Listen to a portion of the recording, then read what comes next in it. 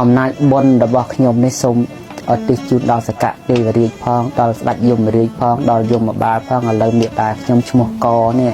គាត់រៀបនឹងធ្វើមរណកាលទៅហើយសូមលោកជួយនាំវិបាកបដិសន្ធិអនុមោទនាបុណ្យរបស់ខ្ញុំហើយនាំវិបាកបដិសន្ធិគាត់ឲ្យល្អប្រសើរផងគាត់ចុះតិពុបទៅឲ្យទៅនរោយបានមិនទាន់ដាក់ទោសថាម៉េចទេណោយាយកូនយាយឯងផ្ញើបុណ្យឲ្យខ្ញុំមកសូមអនុមោទនារួច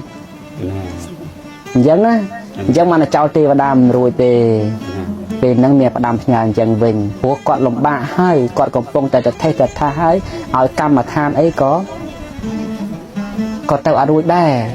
ព្រោះដែលយើងអ្នកឲ្យនេះវាអត់មានកម្លាំងគ្រប់គ្រាន់ទៅគ្របសង្កត់វេទនាគាត់ទេយើងជាប្រតិជនដូចគ្នាឲ្យมันបានទេអញ្ចឹងយើងយកបុណ្យដែលយើងមានផ្សាយទៅដល់ទេវតាហើយទេវ